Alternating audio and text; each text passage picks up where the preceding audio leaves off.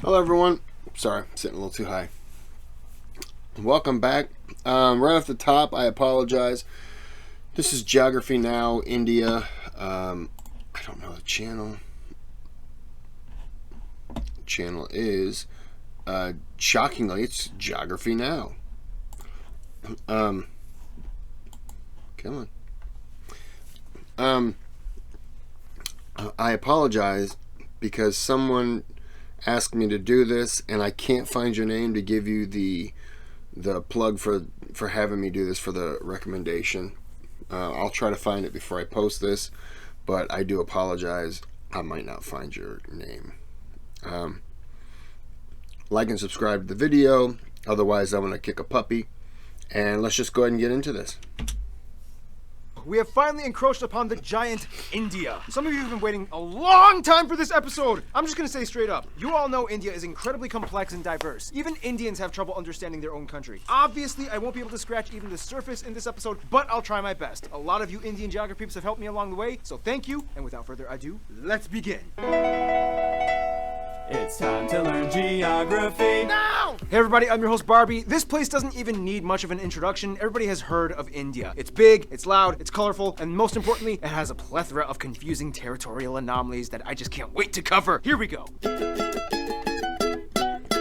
There's an old saying, India is a place where everyone is in a hurry, but no one is ever on time. First of all, India is located in South Asia, right on the Indian and Arabian Seas and the Bay of Bengal, bordered by 6 other countries, so close to 7, but that land bridge between Sri Lanka got wiped away like 600 years ago by a cyclone. India is divided into 29 states and 7 union territories, with the capital New Delhi, which acts as its own administrative unit, located in the capital territory. Keep in mind, New Delhi is actually just the name of one of the districts in the capital territory, made up of 11. The largest city, however, is actually Mumbai, with New Delhi, Bangalore or Bengaluru, and Hyderabad following after. However, the 4 busiest airports are Delhi Indira Gandhi International, Mumbai's Chhatrapati Shivaji International, Bengaluru's Kempe Gowda International, and Chennai International in the south.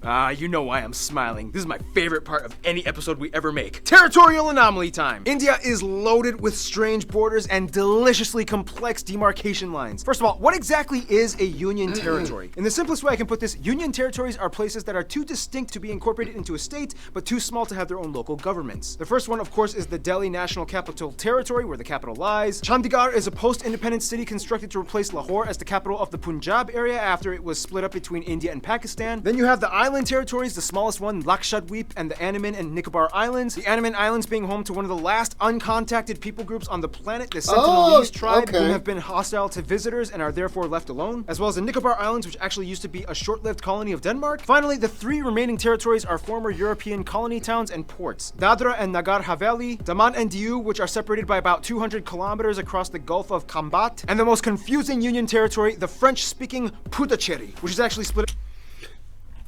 That Sentinelese Island's pretty big. I mean, it's got to be pretty good size. I mean, I mean, it's not big, but it is big. I wasn't sure how big. I was thinking it was like this little thing down here. But that's pretty good size. Sorry, I've always it's one of those things where I've always heard that India stops people from going there, like a 5-mile radius or something like that, and India takes care of them, but I've never paid attention as to where it was. So that's pretty cool. Sorry, just interested me.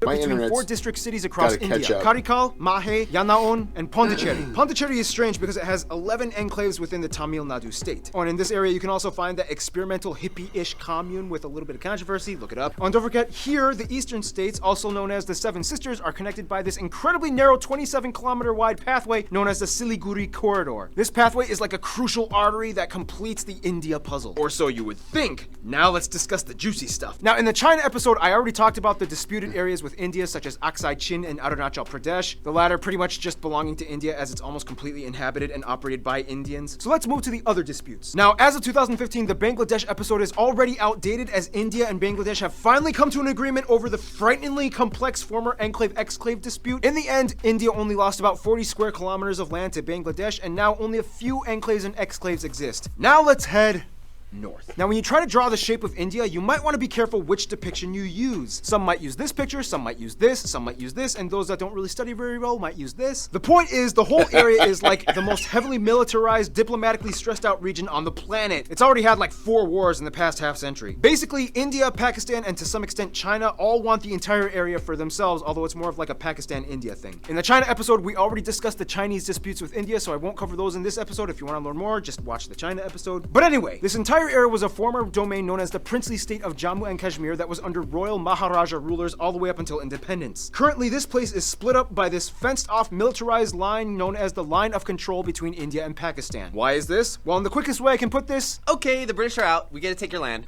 no, we want to be an independent princely state. We're supposed to take your land, and majority of your people are Muslim, just like us, even though your ruler is Hindu as well. Hey, India? Yeah, If you help me, I'll let you secede my territory to your land with autonomy. deal.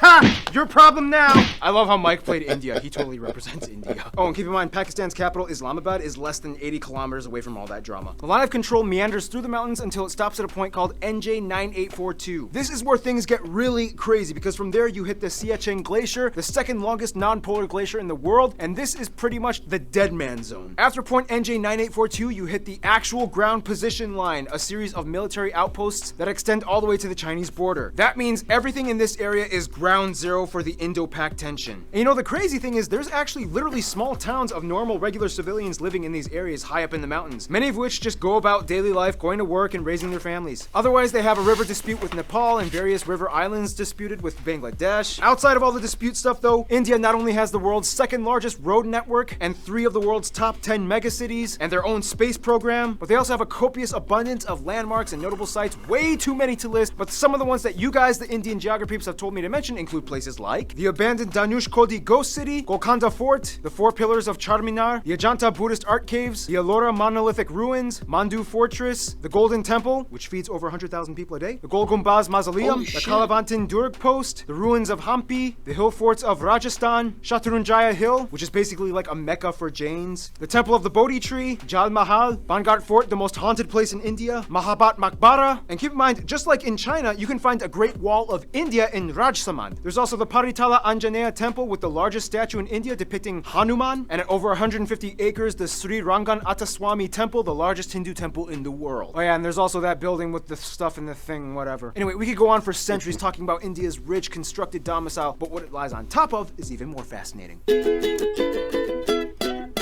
Now, don't make this mistake. I'm going to India. All I need are my sandals and sunscreen.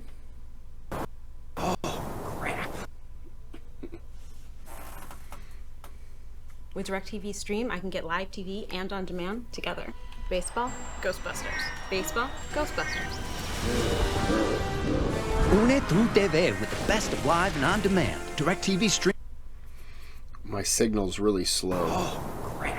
Now, as the 7th largest country in land area, India has a wide range of landscapes, climates, and elevations that all contrast from one corner to the other. First of all, let's talk about the north. India sits on the Indian tectonic plate that essentially smashed into the Eurasian plate, which in return created the largest mountain range in the world, the Himalayas. The force is so strong that it's estimated that the Himalayas grow about 2.4 inches or 6.1 centimeters every year. There's also where you can find Kanchenjunga, the tallest mountain in India, or the 3rd in the world, right on the border of Nepal. Keep your eye on these mountains. These are pretty much the source of most of India's major rivers that give life to the whole country. That's why India takes these mountains so seriously. You can also find the largest natural lake, Wular, up in the Jammu Kashmir area. Below the Himalayas, you reach the North Indian River Plain, sometimes referred to as the Indus Ganga. This is the most fertile part of India where the most important rivers like the Ganges and its tributaries flow. Heading a little south, you reach the Satpura and Vindhya ranges that pretty much divide North India from South India. On each side, you get the West and East Ghat Mountains, which in return creates this massive triangle thing called the Deccan Plateau. This place is moderately forested, especially in the east in the Chotra Nagpur Plateau, where you get a section of the swampy Sundarbans that they share with Bangladesh. Check out the Bangladesh episode. Head a little west and you get the dry Thar Desert along the border with Pakistan, as well as the Rann of Kutch, known as the Salt Desert. And finally, the only active volcanic area would be the Andaman and Nicobar Islands, with Barren Island having actual conical eruptions and Bharatan having tame mud volcanoes. Now here's the thing, although India has a relatively high population density, they do relatively well with maintaining their ecological footing. In fact, in 2016, they beat a world record by planting, disputably, 50 million trees in one day. They've also agreed to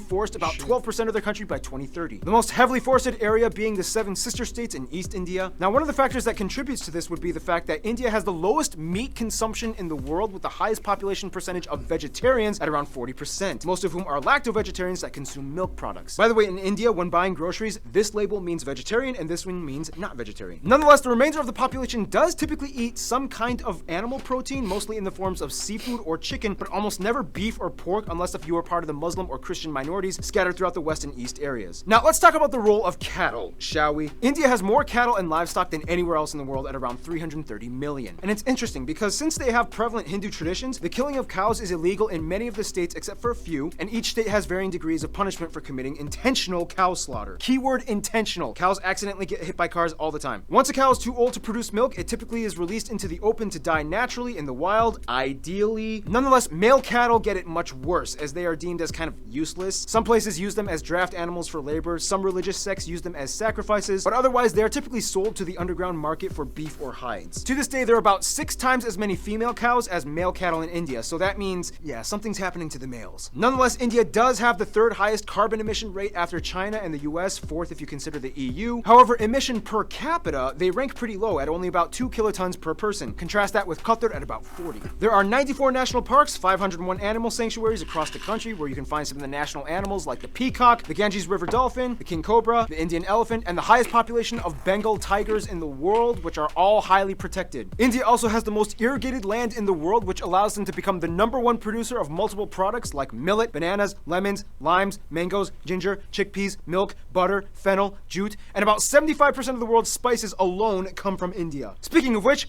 food! Typically you can find the staples roti, chapati, and naan in the north, idli and dosa in the south, and everybody eats rice. The more commonly commercialized Indian foods that we in the West grew up knowing, like samosas, tikka masala, tandooris, and my favorite Indian dish, palak paneer, these usually come from the northern regions of India. Seriously, India, you took spinach and made it fat. I love you guys. Otherwise, the West is mostly known for their chutneys and pickled foods, as well as beef, since there's a high number of Muslims and Christians. The South uses a lot more coconut and has some of the best curries like poriyals, sambras, rasams, and tutus. And the East is known for having the best desserts like peda, mishti doi, rasgulla, or shondesh. Speaking of which, India is so diverse and complex that sometimes even Indian people need translators when going to different states. It's about to get 10 times more confusing in about 3, 2, 1. Shashti Tharoor once said, "In India, we celebrate the commonality of major differences. We are a land of belonging rather than blood." First of all, India has a population of about 1.3 billion people and is the 2nd most populous country in the world after China, with about 18% of the world's population. About 72% of the country is Indo-Aryan and a quarter are Dravidian, and the majority of the remainder are Mongoloid, Asian, and other people groups. They also use the Indian rupee as their currency, they use the Type C, D, and M plug outlets, and they drive on the left side of the road. By the way, technically it's illegal for these banknotes to leave the country, but you guys have sent me a lot of them for fan mail for Fan Friday videos, so I don't want to go to jail again. Now keep in mind, those statistics that I just mentioned are incredibly generalized. Of the Indo-Aryan and Dravidian communities, there are about 2,000 different ethno-linguistic people groups in India, with about 645 district indigenous tribes, 52 major ones. So obviously we can't cover them all, but what we do know is that the North is very different from the South. For one, the North mostly speaks in languages that are all related to the Indo-Aryan branch, with languages like Hindi, Bengali, Punjabi, and Gujarati, whereas the South speaks a completely unintelligible Dravidian branch with languages like Tamil, Telugu, Malayalam, and Kannada. Canada. Otherwise, there's also pockets of Sino-Tibetan and Austroasiatic languages spoken in the far north and east. Wait, so how do they all, like, communicate with each other? Great question. Although India does not have an official language, there are 22 recognized national languages, and of these, 2 are the most prevalent, taught in schools and used by government officials, Hindi and English. And very often, these 2 are like mixed mid-sentence. It's weird. Don't be surprised if you hear someone speaking Hindi and then suddenly finishing off in English. It's like, and I was like, buddhist, and I was like trying to, like, why are you even trying to do that? I know, right?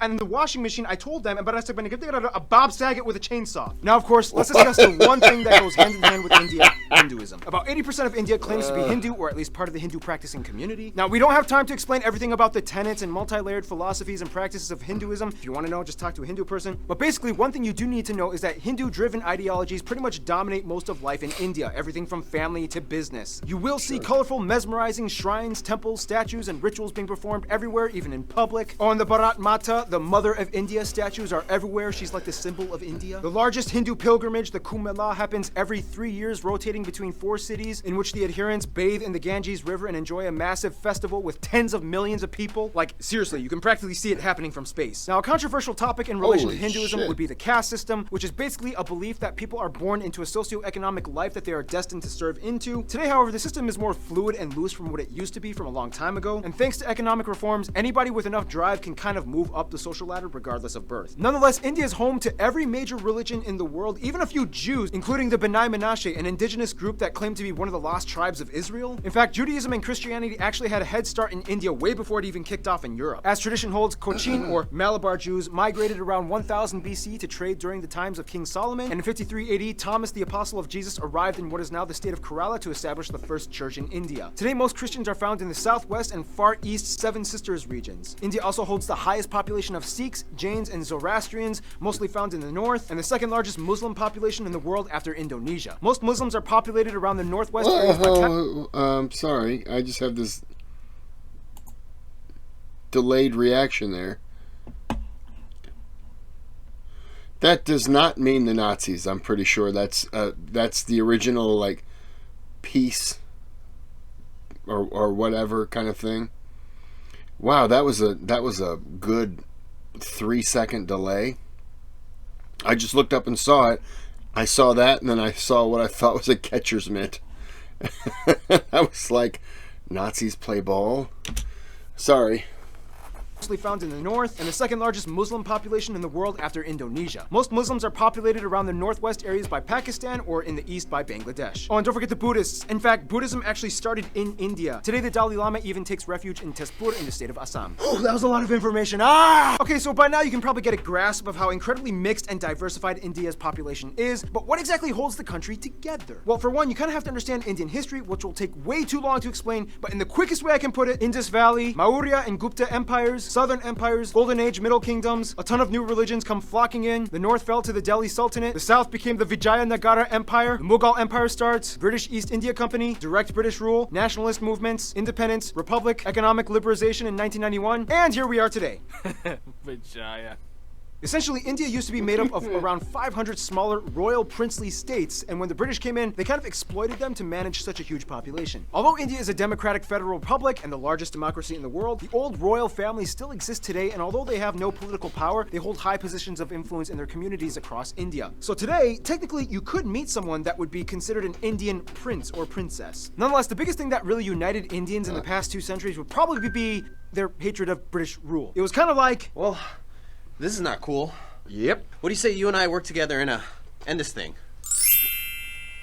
Essentially, one good thing you could say that came out of imperialism was that it kind of stopped all the internal squabbling and unified the groups towards one common goal, to get rid of imperialism. Today, Indians are just proud to be Indian. I mean, a Tamil soccer player can get cheered on by a Rajasthani, a Punjabi pop star can sell out tickets in Orissa. Speaking of which, all Indians love movies and music. India has the second largest film industry in terms of volume, pumping out nearly 2,000 films per year. Surprisingly, Nigeria pumps out more. However, the box office revenues gross out at only about $2 billion annually compared to Hollywood at over 10 billion, but still, it's impressive. And keep in mind, it's not just Bollywood, but it's also Tollywood, Gollywood, Collywood, Pollywood, and so on. There's like 20 different woods in India. Oh, and like every movie in India has at least one scene where everybody breaks out in song, and there's almost always a happy ending. Unfortunately, mainstream media has also put an aesthetic strain on many of the people, as it's almost become an obsession to be light or fair-skinned, causing people to go so far as to buy skin bleaching products. Some other controversies include things like illiteracy being an issue in many parts of the country, especially in the rural areas. But I mean, come on, when your country has literally hundreds of different writing systems, go figure. I mean, give them a break. Also, many of you guys, the Indian geography peeps, have asked me to bring awareness to the fact that India does unfortunately have some of the highest rates of human trafficking and child slavery. The government is trying to crack down and culture is slowly being reformed, but for now, it's a sad reality that still does exist. Wow. Hey, here at GN, we talk about the good and the bad. I'm just saying. Otherwise, sports do definitely tie everyone together as well, especially cricket, the national sport, even though they also used to do really well in field hockey. India also has a lot of their own indigenous sports like Dopkel in Assam, bull racing in Kerala, Insuknar Raj rod pushing in Mizoram, and Malakamba, the strange pole yoga gymnastics thing in the south. Otherwise, some notable people from India or of Indian descent might include people like Siddhartha Gautama, or the Buddha, Mahavir, Ashoka the Great, Prithviraj Chauhan, Aurangzeb, Shivaji of the Maratha Empire, Mohandas or Mahatma Gandhi, Indira Gandhi, Subhash Chandra Bose, Jawaharlal Nehru, Rabindranath Tagore, C.V. Raman, Satyendra Nath Bose, Bhagat Singh, Dr. APJ Abdul Kalam, Shah Rukh Khan, Amitabh Bachchan, Amir Khan, Salman Khan, Priyana Chopra, Ben Kingsley, Sundar Pichai, Satya Narayana Nadella, A.R. Rahman, Sachin Tendulkar, and Mahendra Singh Dhoni. There's also literally millions of other famous people I missed out on. If you want to mention them, please, there's a comment section below. Use it. In the meantime, we gotta finish this info marathon, shall we?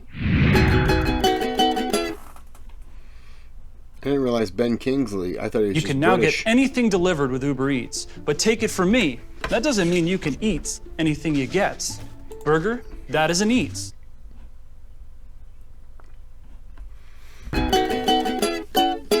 Now, no surprise, India is huge and therefore has a huge international outreach when it comes to diplomacy to almost everyone, except their immediate neighbors. First of all, countries with large population percentages of Hindus and Indians like Fiji, Guyana, Suriname, Trinidad and Tobago, Mauritius, and Malaysia typically stay close to India's roster of go-to friends. They enjoy cordial relations with trade. Now, the UK may have left on a sour note, but they still have a lot of ties to their former colonizer in terms of business and tourism. India is still part of the Commonwealth, not Commonwealth realm, there's a difference, and the UK has over 1.5 million citizens of Indian descent. As mentioned in the China episode, China is kind of like India's "I'm only here to do business with you and nothing else" friend, as drama still hasn't subsided in regards to the territory conflicts. Now, when it comes to the US, things started kind of sour back in the 70s during the Indo-Pak War of 1971, when the US sided with Pakistan, their arch nemesis. Today, relations have cooled off. Mostly, the US supports India's move towards democracy and is a key ally in the military conflicts in the Middle East. When it comes to their best friends, however, most of the Indians I talked to have said Russia and Bhutan. Russia because during the Indo-Pak Wars, Russia came in and supported them, and ever since then, each country has held a high position of respect for the other, especially as global superpowers. Bhutan and India signed a treaty of friendship almost immediately after independence. The two countries have shared interests and a currency-pegged system as well. Bhutan even supported the annexation of their cousins in the Sikkim state into India, as it gave a nice buffer of land from China's stake to their claim. In conclusion, you will not find anywhere else on Earth like India. Thousands and millions of people inhabiting a colorful, majestic, green, slightly gritty at times slab of Earth, blessed and cursed in so many ways, yet wonderfully harmonized, mostly in a unity unlike anywhere else. In the end, that's India.